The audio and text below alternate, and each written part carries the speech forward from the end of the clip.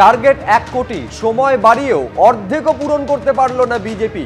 সদস্য সংগ্রহে 50 লক্ষের ধারে কাছে পৌঁছতে পারল না বঙ্গ বিজেপি। যেখানে 1 কোটি টার্গেট বেঁধে দেওয়া হয়েছিল, 42 লক্ষে আটকে গেল বঙ্গ বিজেপি। সদস্য সংগ্রহের টার্গেট পূরণ করতে গিয়ে বঙ্গ বিজেপি নাস্তানাবুদ হয়ে গেল। 1 মাসে 1 কোটি সদস্য সংগ্রহের লক্ষ্যমাত্রা বেঁধে দিয়ে গিয়েছিলেন এই রাজ্যে এসে অমিত শাহ। 10ই জানুয়ারি পর্যন্ত সময় বাড়িয়ে পুরস্কারের টোপ দিয়েও ডাহা ফেল। কেন্দ্রীয় এজেন্সির নিষ্ক্রিয়তা থেকে আবাসে টাকা আটক, বিজেপির থেকে মুখ ফিরিয়ে নিচ্ছেন সাধারণ মানুষ। একেবারে নেতাদের মুখে, নেতাদের সামনে এই অভিযোগ পর্যন্ত শুনতে হয়েছে। শিবাশিস মৌলিক আমাদের প্রতিনিধি আরো বিস্তারিত এই নিয়ে বলতে পারবেন। শিবাশিস, একেবারে অমিত শাহ এসে যখন সময় বেঁধে দিলেন 1 মাস, টার্গেট বেঁধে দিলেন 1 কোটি, তারপরে সময় বাড়ানো হলো, এমনকি পুরস্কারের ঘোষণা পর্যন্ত করা হলো, তারপরেও কার্যত ফেল করলো বিজেপি সদস্য সংগ্রহে। একদমই তাই। দেখো, শুরুতেই বলে রাখা দরকার যে 27শে অক্টোবর কেন্দ্রীয় স্বরাষ্ট্রমন্ত্রী অমিত শাহ পশ্চিমবঙ্গে যে সদস্য সংগ্রহ অভিযান শুরু করেছিলেন, তিনি কিন্তু সূচনার মঞ্চ থেকে একেবারে তিনি ঘোষণা করেছিলেন বিধানসভা নির্বাচনে 26-এ পরিবর্তন করতে হলে তাহলে 1 কোটি সদস্য সংগ্রহ করতে হবে বঙ্গ বিজেপিকে। এই লক্ষ্যমাত্রা পূরণের জন্য একাধিকবার দিল্লিতে দরবার করে বঙ্গ বিজেপি তারা কিন্তু একাধিকবার সময় বাড়িয়েছেন। প্রথমে 30শে নভেম্বর থেকে সময় বাড়িয়ে করা হলো 31শে ডিসেম্বর, পরে তা আরো 10 দিন বাড়িয়ে করা হলো 10ই জানুয়ারি। কিন্তু সেই 10ই জানুয়ারি এসে দেখা গেল যে 50 লক্ষ ছুঁতে পারলো না বঙ্গ বিজেপি। 1 কোটির লক্ষ্যমাত্রা রেখেও 50 লাখ সদস্য সংগ্রহ হলো না।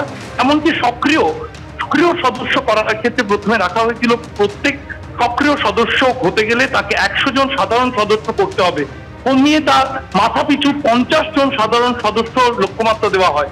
তাতেও কিন্তু 45,000 সক্রিয় সদস্য এখনো করতে পারেনি বঙ্গ বিজেপি। যেখানে 80,000-এর কাছাকাছি বুথ রয়েছে, কর্মীদের একাংশে প্রশ্ন উঠছে তাহলে প্রতি বুথে তো 1 জন করেও সক্রিয় সদস্য শহরে পায়নি বঙ্গ বিজেপি।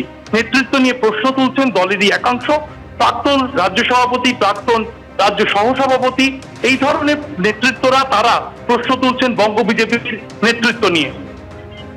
একেবারে শিবাশিস, তুমি আমাদের সঙ্গে থাকো। আমি এইখানে একবার দর্শকদের দেখাতে চাইবো যেদিন একেবারে টার্গেট বেঁধে দিলেন এই রাজ্যে এসে অমিত শাহ যে 1 মাসে 1 কোটি সদস্য সংগ্রহ করতে হবে, সেদিন কি বলেছিলেন, কি টার্গেট বেঁধে দিয়েছিলেন রাজ্য বিজেপির জন্য কেন্দ্রীয় স্বরাষ্ট্রমন্ত্রী। দেখুন, बंगाल में 1 करोड़ भारतीय जनता पार्टी के सदस्य बना कि 26 में भारतीय जनता पार्टी की सरकार।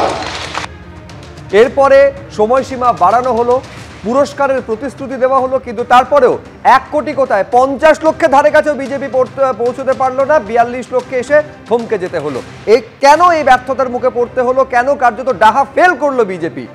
রাজ্য বিজেপির প্রাক্তন সহ সভাপতি রাজকমল পাঠক কি বলছেন দেখুন।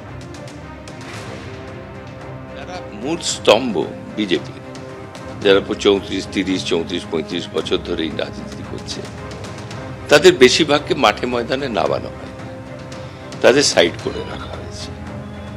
তো কাদের দেখে মানুষ আসবে? আরেকটা ধাক্কা হলো যে আমাদের নেতারা ওপেন মঞ্চে দাঁড়িয়ে বলেছিল যে 100 দিনের কাজে চুরি হয়েছে, সুতরাং আমরা 100 দিনের কাজ বন্ধ করে দিচ্ছি। চুরি হয়েছে হয়তো 20%, 30% চুরি হয়েছে, কিন্তু 70% চুরি হয়নি। তো যাদের চুরি হয়নি, যারা কাজ করেছে, তারাও কিন্তু পয়সা পায়নি, তাদের টাকাও আটকে গেছে। সেটা তৃণমূল কিন্তু সেই টাকাটা দিয়ে দিল।